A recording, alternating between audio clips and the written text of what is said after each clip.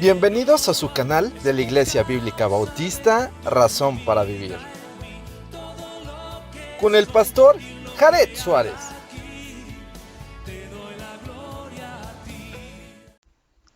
Bienvenidos a su canal de la Iglesia Bíblica Bautista, Razón para Vivir. Y hoy vamos a estar analizando el capítulo 9 del Evangelio según San Marcos. Acompáñenme a hacer la lectura de este precioso capítulo y después vamos a ponernos en manos de nuestro Dios. Dice así la palabra de Dios. También les dijo: de cierto os digo que hay algunos de los que están aquí que no gustarán la muerte hasta que haya visto el reino de Dios venido con poder.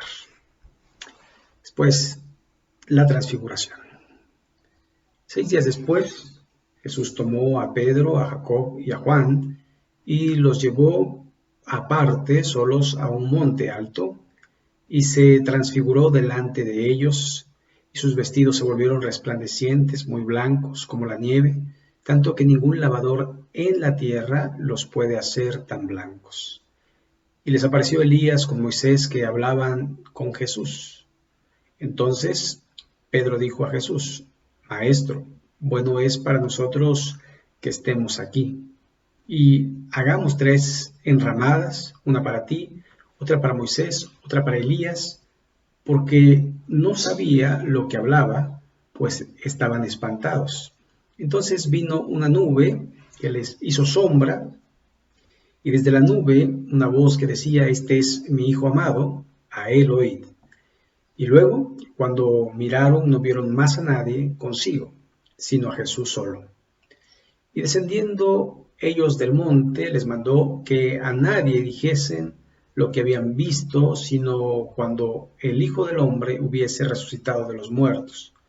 Y guardaron las palabras entre sí, discutiendo qué sería aquello de resucitar de los muertos.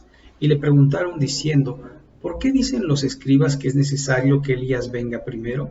Respondiendo él, les dijo: Elías, a la verdad, vendrá primero y restaurará todas las cosas, y como está escrito del Hijo del Hombre, que padezca mucho y sea tenido en nada. Pero os digo que Elías ya vino y le hicieron todo lo que quisieron, como está escrito en él. Jesús sana a un muchacho endemoniado. Cuando llegó a donde estaban los discípulos, vino una gran multitud alrededor de ellos, y escribas que disputaban con ellos, y enseguida toda la gente, viéndole, se asombró, y corriendo a él, le saludaron. Él les preguntó: ¿qué disputáis con ellos? Y respondiendo uno de la multitud dijo: Maestro, traje a ti mi hijo, que tiene un espíritu mudo, el cual, donde quiera que lo toma, le sacude, echa espumarajos y cruje los dientes, y se va secando. Y dije a tus discípulos que lo echasen fuera, y no pudieron. Y respondiendo él, les dijo: oh generación incrédula, ¿hasta cuándo he de estar con vosotros? ¿Hasta cuándo os he de soportar? Traédmelo. Y se lo trajeron, y cuando el espíritu vio a Jesús, sacudió con violencia al muchacho, quien cayendo en tierra se revolcaba, echando espumarajos. Jesús preguntó al padre: ¿cuánto tiempo hace que le sucede esto? Y le dijo: desde niño, y muchas veces le echa en el fuego y en el agua para matarle. Pero si puedes hacer algo, ten misericordia de nosotros y ayúdanos. Jesús le dijo: si puedes creer, al que cree todo le es posible. Inmediatamente el padre del muchacho clamó y dijo: creo, ayuda mi incredulidad. Y cuando Jesús vio que la multitud se agolpaba, reprendió al espíritu inmundo, diciendo: el espíritu mudo y sordo, te mando, sal de él y no entres más en él. Entonces el espíritu, clamando y sacudiéndole con violencia, salió, y él quedó como muerto. De modo que muchos decían: está muerto. Pero Jesús, tomándolo de la mano, le enderezó y se levantó. Cuando él entró en casa, sus discípulos le preguntaron aparte: ¿por qué nosotros no pudimos echarle fuera? Y les dijo, este género con nada puede salir sino con oración y ayuno. Jesús anuncia otra vez su muerte. Habiendo salido de allí, caminaron por Galilea y no querían que nadie lo supiese, porque enseñaba a sus discípulos y les decía, el Hijo del Hombre será entregado en manos de hombres y le matarán, pero después de muerto resucitará al tercer día. Pero ellos no entendían esta palabra y tenían miedo de preguntarle, ¿quién es el mayor? Llegó a Capernaum y cuando estuvo en casa les preguntó, ¿qué disputabais entre vosotros en el camino? Mas ellos callaron porque en el camino habían disputado entre sí quién había de ser el mayor. Entonces él se sentó y llamó a los 12 y les dijo, si alguno quiere ser el primero, será el postrero de todos y el servidor de todos. Y tomó a un niño y lo puso en medio de ellos, y tomándole en sus brazos le dijo, el que reciba en mi nombre a un niño como este, me recibe a mí, y el que a mí me recibe, no recibe a mí, sino al que me envió. El que no es contra nosotros, por nosotros es. Juan le preguntó diciendo, Maestro, hemos visto a uno que en tu nombre echa fuera demonios, pero él no nos sigue y se lo prohibimos, porque no nos seguía. Pero Jesús dijo, no se lo prohibáis, porque ninguno hay que haga milagro en mi nombre, que luego pueda decir mal de mí, porque el que no es contra nosotros, por nosotros es. Cualquiera que os diere un vaso de agua en mi nombre, porque sois de Cristo, de cierto os digo que no perderá su recompensa. Ocasión de caer. Cualquiera que haga tropezar a uno de estos pequeñitos que creen en mí, mejor le fuera si se le atase una piedra de molino al cuello y se le arrojase en el mar. Si tu mano te fuere ocasión de caer, córtala. Mejor te es entrar en la vida manco que teniendo dos manos ir al infierno. Al fuego que no puede ser apagado, donde el gusano de ellos no muere y el fuego nunca se apaga. Si tu pie te fuere ocasión de caer, córtalo. Mejor te es entrar a la vida cojo que teniendo dos pies ser echado en el fuego, al fuego que no puede ser apagado, donde el gusano de ellos no muere y el fuego nunca se apaga. Y si tu ojo te fuere ocasión de caer, sácalo. Mejor te es entrar en el reino de Dios con un ojo, que teniendo dos ojos ser echado al infierno, donde el gusano de ellos no muere y el fuego nunca se apaga, porque todos serán salados con fuego, y todo sacrificio será salado con sal. Buena es la sal, mas si la sal se hace insípida, ¿con qué sazonaréis? Tened sal entre vosotros mismos y tened paz los unos con los otros. Y aquí termina la lectura de la palabra de Dios. Y bueno, vamos a estar analizando todo esto y le invito a que oremos, nos pongamos en manos de Dios. Señor y Padre nuestro, gracias te damos porque eres bueno, gracias porque podemos acudir a ti a través y por los méritos de nuestro Señor y Salvador Jesucristo. Padre Santo, te rogamos que nos guíes a través de tu palabra, que tu palabra, que es viva y eficaz, pueda entrar hasta lo más íntimo de nuestro ser, para que podamos entender y comprender lo que tú quieres de nuestra vida, para la gloria tuya. Señor, dice a los que ven este video, a los que escuchan, a los que buscan tu palabra, a los que buscan hacer tu voluntad. Señor, nos ponemos en tus manos en el nombre de Jesús. Amén. Muy bien, como podemos ver en la lectura, dice, también les dijo, de cierto os digo que hay algunos de los que están aquí que no gustarán la muerte hasta que hayan visto el reino de Dios venido con poder. Y entonces uno se pone a pensar y a analizar un poco el contexto, la historia de por qué dice esto a quiénes lo dice, cuándo lo dice y por qué lo dice. Y bueno, si vemos en el último versículo del capítulo 8, decía, el Hijo del Hombre se avergonzará también de él cuando venga en la gloria de su Padre con los santos. Entonces se refiere a esta parte, la gloria del Padre con los santos en su segunda venida, y entonces uno se pensará, ¿cómo es que alguien puede vivir tanto tiempo? Dice, no gustará de la muerte hasta que haya visto el reino de Dios venido con poder. Y entonces podemos ver que todos los apóstoles, que son a quienes les habla, a sus discípulos, todos aquellos murieron. De hecho, el primero que murió fue Jacobo, uno de los que vio la gran transfiguración, y fue matado por Herodes. Y esto usted lo puede allí constatar en el capítulo 4 del libro de los Hechos.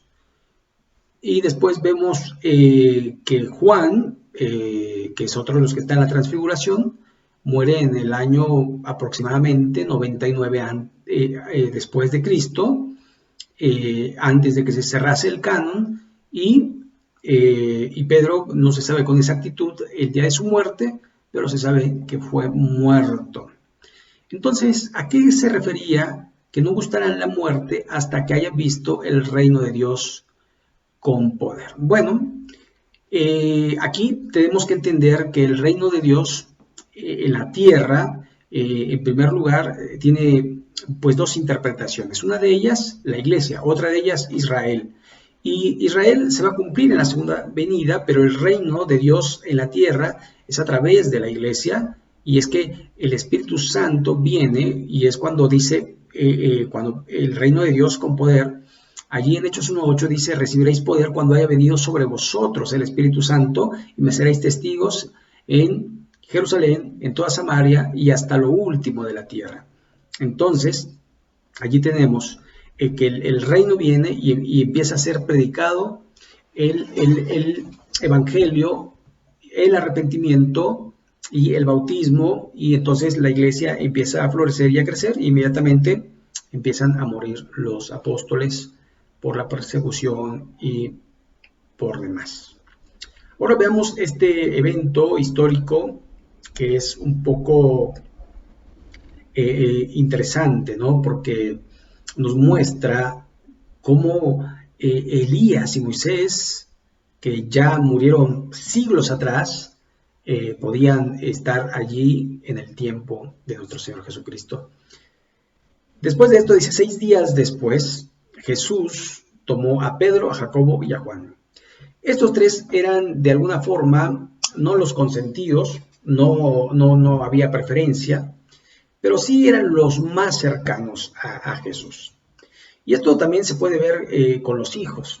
Uno no tiene preferencia con los hijos, pero hay un hijo que se acerca más, hay uno que quiere platicar más, uno que quiere abrazar más, uno que quiere estar allí más pegado, ¿no?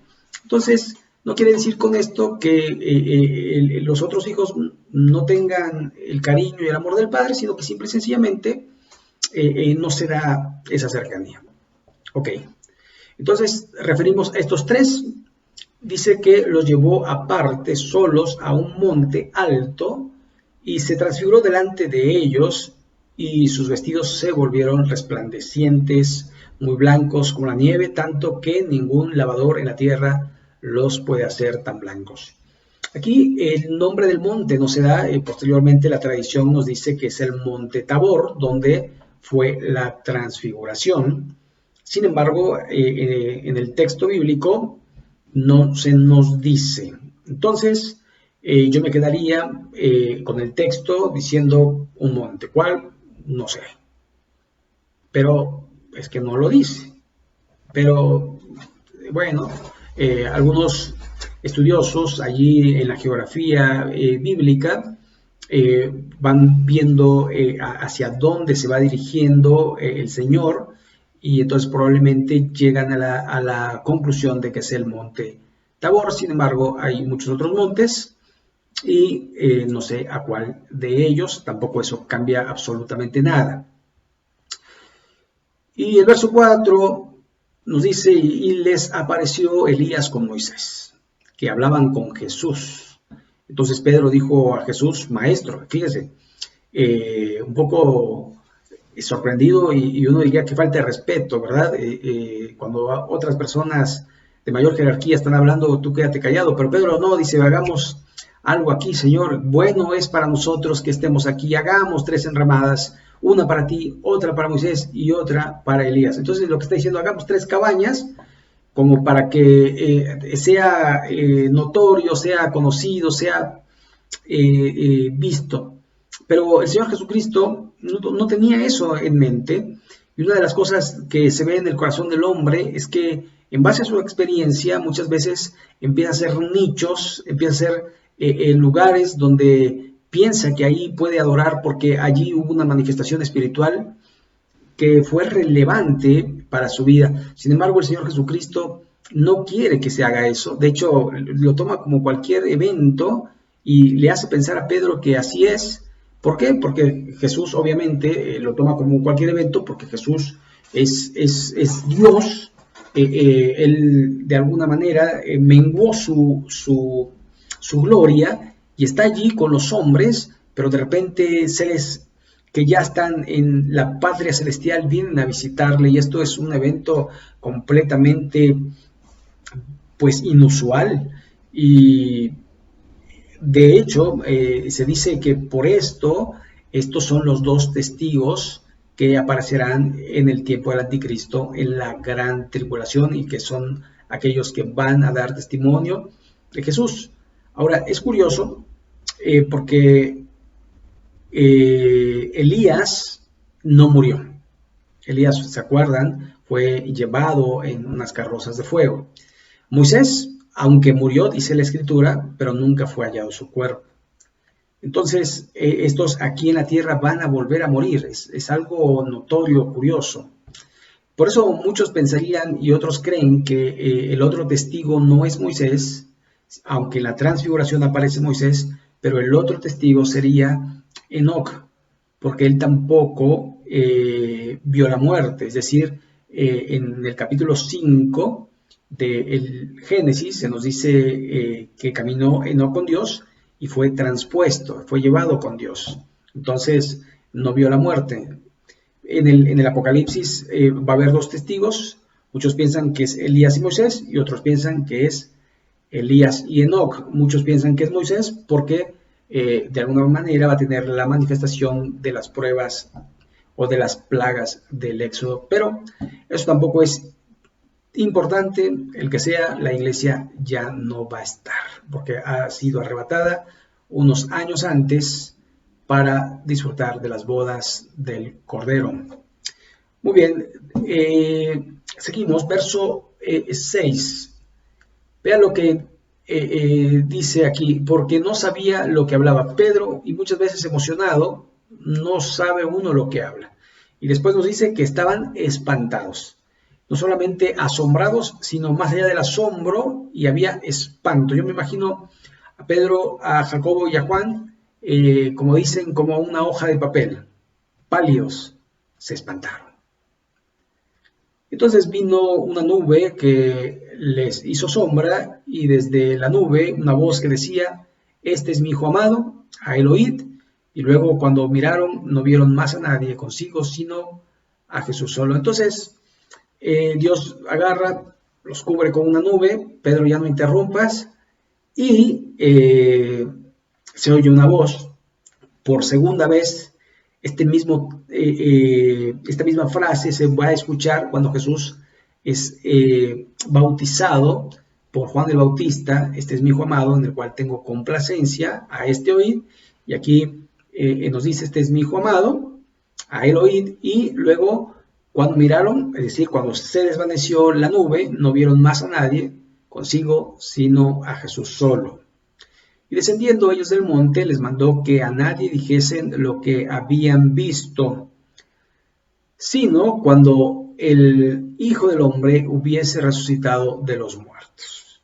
Y guardaron las palabras entre sí, discutiendo qué sería aquello de resucitar de los muertos. Ok, Entonces aquí tenemos una restricción de parte de nuestro Señor Jesucristo. No hablen de esto, no lo estén divulgando. Y la otra cuestión, la duda, ¿qué es esto de la resurrección? Porque les dice que va a morir.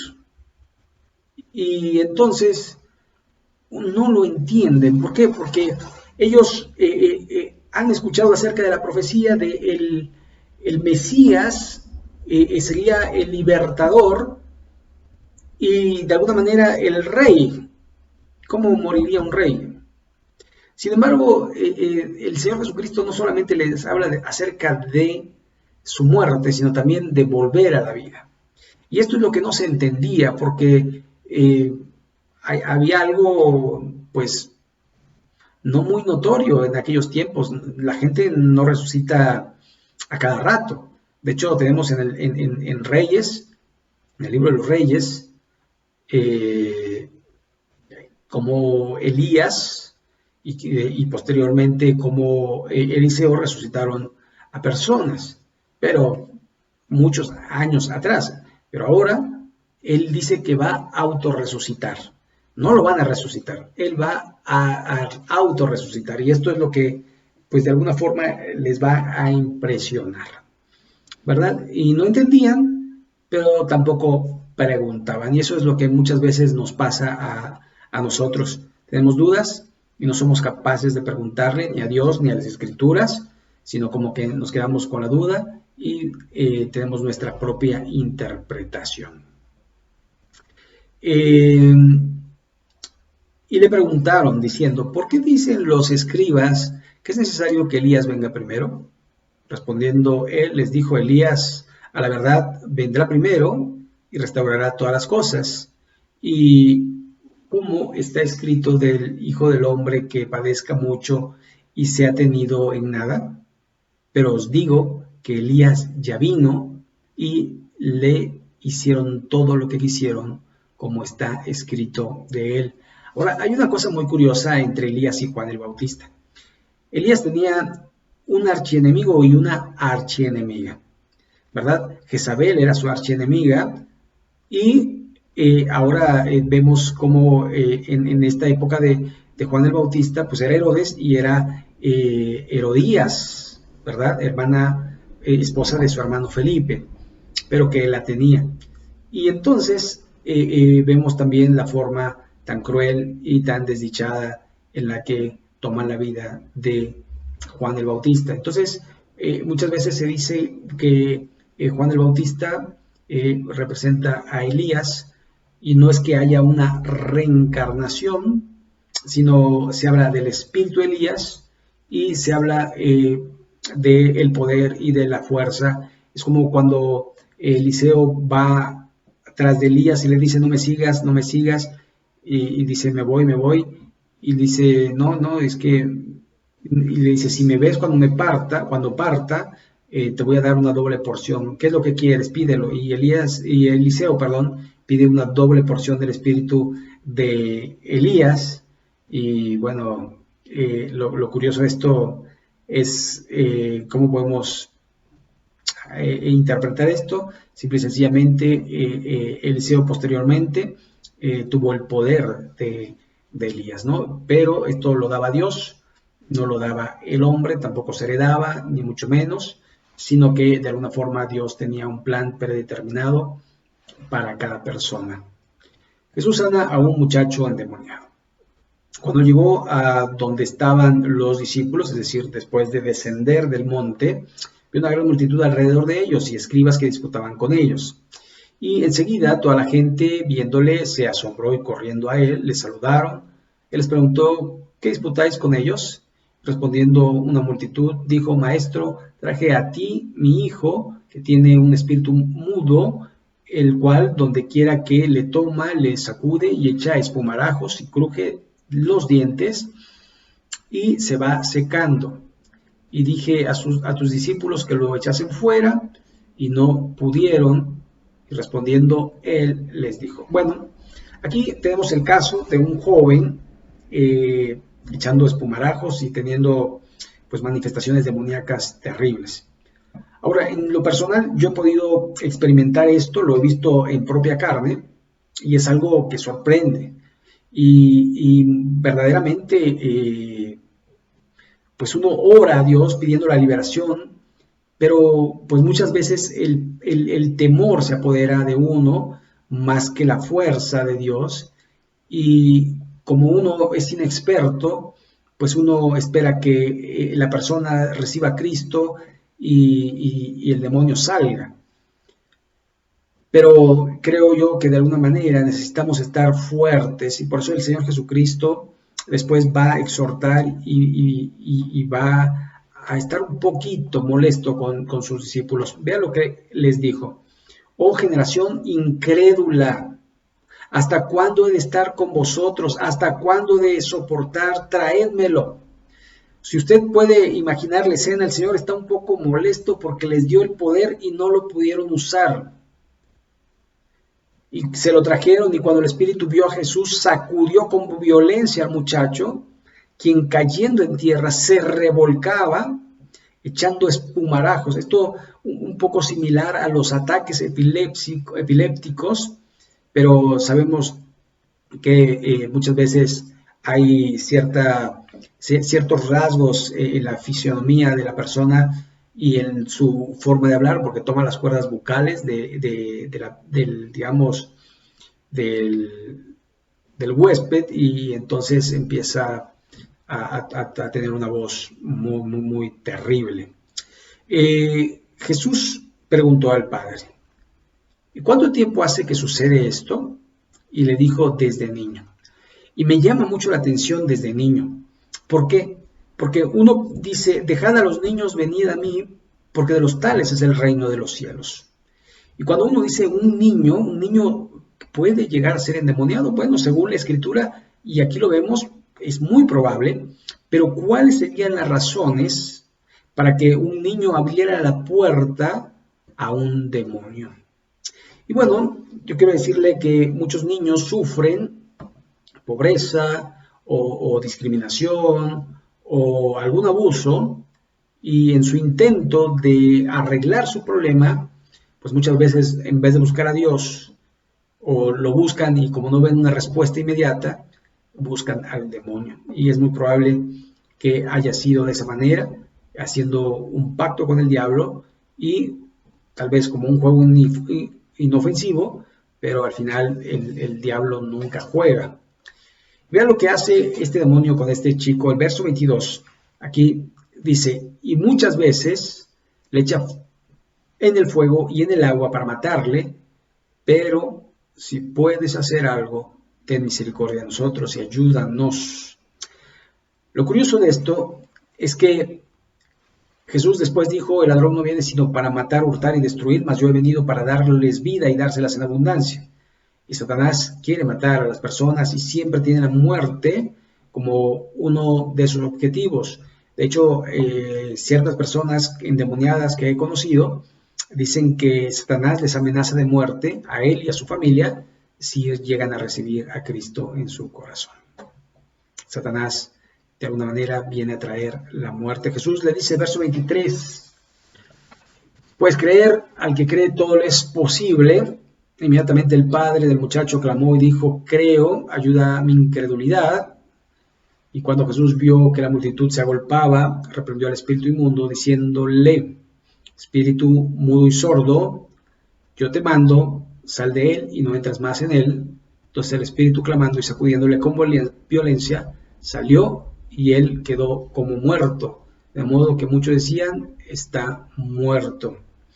Y aquí vemos cómo la fe es una cuestión particular que uno debe de tener cuando uno pide algo a Dios. Y la fe quiere decir netamente creer en que Jesús puede. Ahora, no por creer, porque es fe en la fe, se van a suceder las cosas. Dios tenía un plan, un propósito en medio de esta circunstancia, y va a cumplir su plan y su propósito, y Él quiere primero salvar a las personas, y lo que le estaba diciendo: ¿crees que yo soy el Mesías, el prometido de Dios? ¿Crees que yo soy Jesús, el que te ha de salvar? Y Él dice: creo, pero ayúdame en mi credulidad. ¿Por qué? Porque había muchas cosas que muchas veces no se pueden entender y no se pueden comprender y había dudas en la persona, pero él dice, ayúdame en mi incredulidad. Y esto es una de las cosas que debemos hacer nosotros cuando tenemos ciertas dudas. Señor, ayúdame a mi incredulidad, ayúdame a creerte, ayúdame a entenderte, ayúdame a saber que tú tienes todo bajo control. Señor, yo no entiendo todo, tú lo sabes todo, ayúdame. Y eso es lo único que nosotros debemos pedir. En el verso 26 dice, entonces el espíritu, clamando y sacudiéndoles con violencia, salió y él quedó como muerto. De modo que muchos decían, está muerto, pero Jesús, tomándole de la mano, le enderezó y le levantó. Cuando él entró en casa, sus discípulos le preguntaron aparte, ¿por qué nosotros no pudimos echarle fuera? Y les dijo, este género con nada puede salir, sino con oración y ayuno. Y una de las cosas que uno tiene que estar listo y preparado para cuando venga algo así. Muchas veces nosotros tratamos de prepararnos según las circunstancias. Por ejemplo, no tengo visita, entonces ¿para qué? Si tengo un cuarto de visita, ¿para qué arreglarlo? ¿O para qué preparar algo? ¿O para qué si no tengo visita? Viene la visita y entonces trato de hacer algo. Muchas veces nos pasa que cuando viene un evento a nuestra vida, uno dice, hubiera hecho esto, hubiera hecho lo otro, pero no lo hizo. ¿Por qué? Porque no estaba preparado para hacerlo. Entonces, lo que está diciendo el Señor es que debemos de estar preparados, orando y ayunando para que Él fortalezca nuestro corazón, para que cuando vengan las adversidades, las pruebas, uno pueda pasarlas. Es como el soldado militar que no cuando viene la guerra se prepara para la guerra, sino él ya está preparado para ir a una guerra. Imagínense que algún país declarara la guerra a otro país. Entonces el otro país dice, bueno, espérame tantito, deja que mis soldados se preparen y ya voy y te hago la guerra. ¿Verdad que no es así? Se supone que los países tienen que estar preparados para una circunstancia así. Y esto es lo que pasa con el cristiano. El cristiano es un soldado de Jesús. Y la Biblia dice que debe de estar preparado. Por eso en el capítulo 6 de Efesios dice, por tanto, tomad la armadura de Dios para que podáis soportar en el día malo. Y cuando pase dice, estad firmes. Esto de alguna manera nos lleva a la preparación de ayudarnos a prepararnos para cuando venga cualquier circunstancia. Prepararnos para cuando muera una persona, prepararnos cuando haga falta el alimento, prepararnos cuando alguien enferma, prepararnos para cuando alguien nos ofende, prepararnos para cuando nosotros tenemos mal carácter o alguien tiene mal carácter. Debemos prepararnos para cualquier circunstancia, no cuando venga la circunstancia, sino en el ahora, en el hoy, para que cuando venga cualquier cosa nosotros estemos firmes y no pequemos contra Dios y hagamos lo correcto y sobre todo salgamos adelante. Entonces, por esa razón, dice este género, con nada puede salir sino con oración y ayuno, y esto nos habla de la preparación del creyente para las circunstancias. Jesús anuncia otra vez su muerte. El verso 30, habiendo salido allí, caminaron por Galilea y no quería que nadie lo supiese. Es decir, esta vez quería de alguna forma tener un tiempo a solas con sus discípulos. Vamos a platicar, vamos a enseñar, vamos a analizar, vamos a ver las cosas. Quería un tiempo intensivo con ellos para que ellos aprendiesen. Y el verso 31 dice, porque enseñaba a sus discípulos y les decía, el Hijo del Hombre será entregado otra vez, por segunda vez, en manos de hombres y le matarán, pero después de muerto resucitará el tercer día. Pero ellos no entendían esta palabra y tenían miedo de preguntarle. Otra vez, voy a morir, me van a matar, pero voy a resucitar. La muerte no me retendrá. Pero ellos no lo comprendían y no le preguntaban. ¿Cómo es esto? ¿Cómo será? ¿Pero por qué dices esto? Y tal vez el Señor le hubiera explicado Isaías 53. Tal vez les hubiera dicho, miren, la Biblia dice que me van a traspasar, que me van a crucificar, que esto y aquello, pero no voy a quedar en la muerte, no voy a quedar en la tumba, voy a resucitar. Pero ellos no preguntaban por miedo. Claro, el Señor Jesucristo sabía lo que había en sus corazones, pero tampoco les dijo nada porque era necesario para que se cumpliesen otros aspectos de la profecía. ¿Quién es el mayor? Bueno, entonces muchas veces cuando nosotros tenemos un pensamiento negativo queremos desecharlo y meter mejor un pensamiento que nos pueda beneficiar. Entonces decían, ¿quién será el mayor? Y esto tiene que ver un poco porque Jesús venía como rey. Y entonces decían, bueno, si Jesús va a reinar, pues ¿quién va a estar al lado de él? ¿Quién va a ser su mano derecha? ¿Quién es el que le va a comunicar? Y entonces ellos llegaban a ese tipo de preguntas, ¿verdad? ¿Quién va a ser después de ti, quién va a ser, ¿no? Verso 33. Llegó a Capernaum y cuando estuvo en casa les preguntó, ¿qué disputáis entre vosotros en el camino? Mas ellos callaron, les dio vergüenza, porque en el camino habían disputado entre sí quién había de ser el mayor, o sea, el que manda. Entonces él sentó y llamó a los 12 y les dijo, si alguno quiere ser el primero, es decir, no le dijeron, pero él lo sabía, será el postrero de todos y el servidor de todos. Tomó un niño y lo puso en medio de ellos, y tomándole en sus brazos le dijo, el que reciba en mi nombre a un niño como este, me recibe a mí, y el que a mí me recibe, no me recibe a mí, sino al que me envió. Y aquí va a dar una lección acerca de la humildad.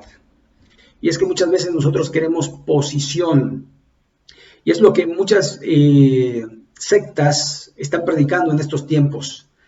Tú tienes una posición, cuando en realidad nuestra posición en Cristo es celestial, no es terrenal. Ellos hablan de riqueza, de prosperidad, cuando en realidad nuestra riqueza y nuestra prosperidad es en el interior, en nuestro carácter, porque nuestro carácter permanecerá para siempre, mientras que las riquezas de este mundo se quedarán en este mundo. Así que, de alguna forma, él dice, reciban a un niño en mi nombre, y esto simple y sencillamente son lecciones de humildad.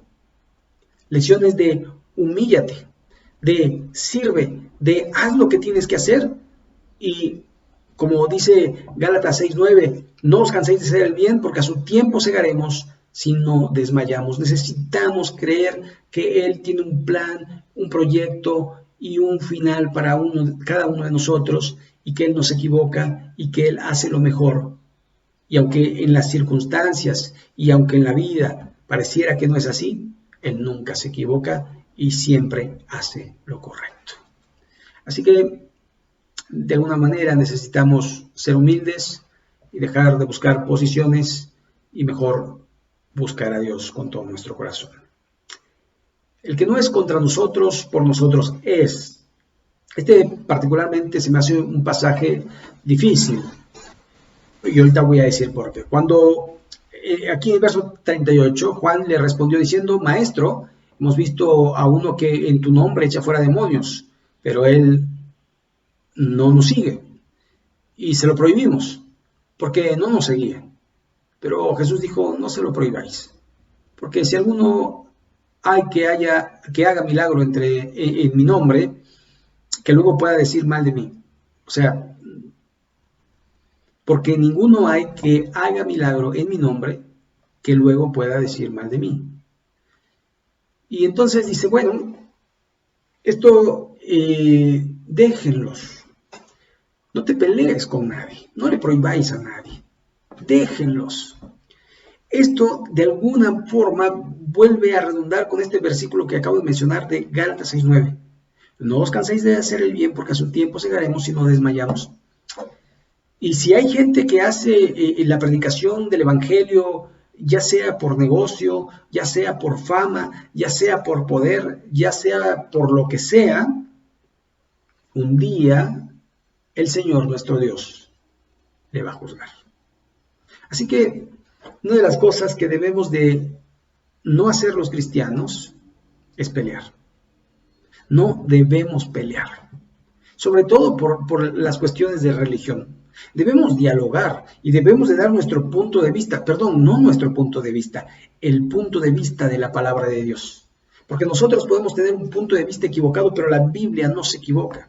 Por lo tanto, nosotros debemos de predicar lo que dice la Biblia. Por eso es que aquí tenemos el texto para poder analizarlo, para poder ver lo que Dios dice y tomar lo que Dios nos dice y ponerlo por obra. Así que,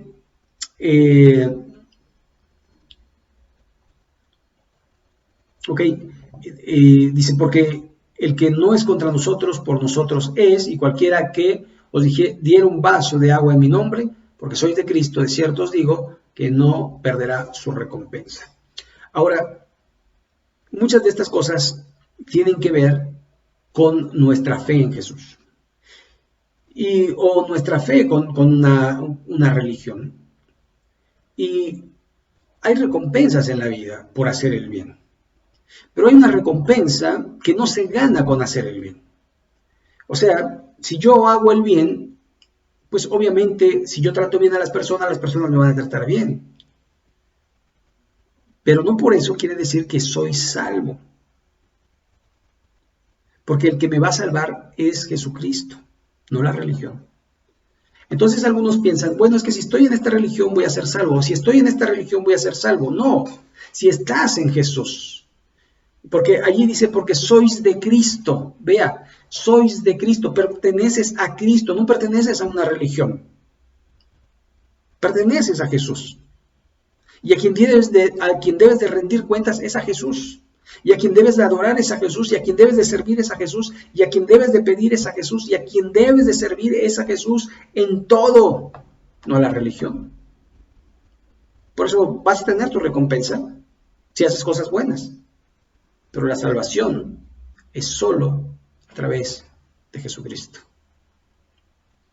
Verso 42. Cualquiera que haga tropezar a uno de estos pequeñitos, ¿se acuerdan? Había tomado un niño, lo había sentado en sus piernas. Entonces, estos pequeñitos también se refería a los niños que creen en mí, mejor le fuera si le atase una piedra de molino al cuello y se le arrojase al mar. Y esto prácticamente se oye muy duro. Y es una comparación, no es un hecho, no es un mandato, ¿verdad? Si alguien hace tropezar a alguien, amárrele una piedra de molino que es muy pesada y arrójela al mar y en el cuello para que se ahogue de dos formas, de agua y de asfixia. No, es una comparación, dice, sería mejor eso que hacer tropezar a alguien. Por eso dice, si tu mano te fuera ocasión de caer, córtala.